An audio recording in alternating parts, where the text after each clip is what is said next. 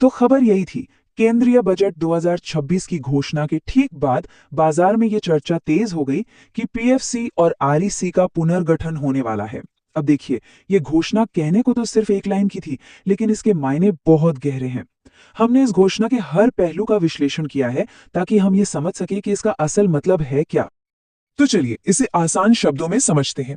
वित्त मंत्री ने भारत के पावर सेक्टर की, आप कह सकते हैं, रीढ़ की हड्डी मानी जाने वाली दो सबसे बड़ी एनबीएफसीज यानी पीएफसी और आरईसी के लिए एक रणनीतिक पुनर्गठन योजना का ऐलान किया है।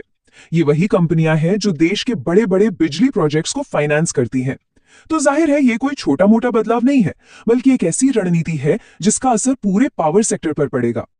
तो ये सब कुछ जो हो रहा है वो सरकार के विकसित भारत विजन का ही एक हिस्सा है।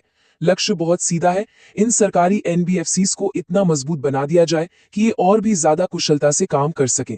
इसका मतलब है कि देश के जरूरी पावर प्रोजेक्ट्स को कर्ज पहले से बेहतर और तेजी से मिले और ये कंपनियां अपने ऑपरेशन का दायरा और बढ़ा सके। मतलब कुल मिलाकर मकसद यही है कि इन्हें और बड़ा, बेहतर और तेज बनाया जाए। सरकार ने एक 4 स्टेप का रोड मैप तैयार किया है। पहले 2 कदम तो ऑपरेशनल सुधारों पर फोकस करते हैं। टेक्नोलॉजी अपनाने के लिए नए टारगेट सेट करना और कर्ज देने की प्रक्रिया को और बेहतर बनाना।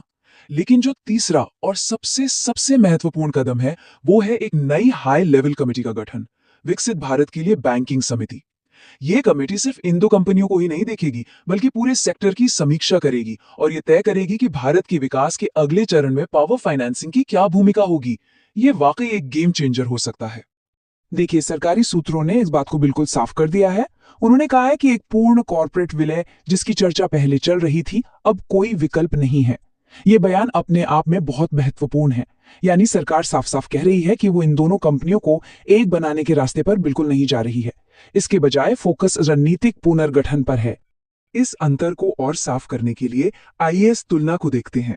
बाईं ओर है कॉर्पोरेट विलय, जहां 2 कंपनियां मिलकर एक बन जाती हैं और आरईसी का एक अलग कंपनी के तौर पर अस्तित्व ही खत्म हो जाता। लेकिन सरकार ये नहीं कर रही है। जो हो रहा है वो है दाईं ओर, रणनीतिक पुनर्गठन। इसे ऐसे समझिए, ये 2 परिवारों को मिलाकर एक करने जैसा नहीं है, बल्कि ये एक ही घर में रहने वाले 2 भाइयों की तरह है, जो साथ मिलकर काम तो करेंगे ताकि घर बेहतर चले, लेकिन दोनों की अपनी अपनी पहचान बनी रहेगी। पीएफसी और आरईसी दोनों अलग अलग कंपनियां बनी रहेंगी।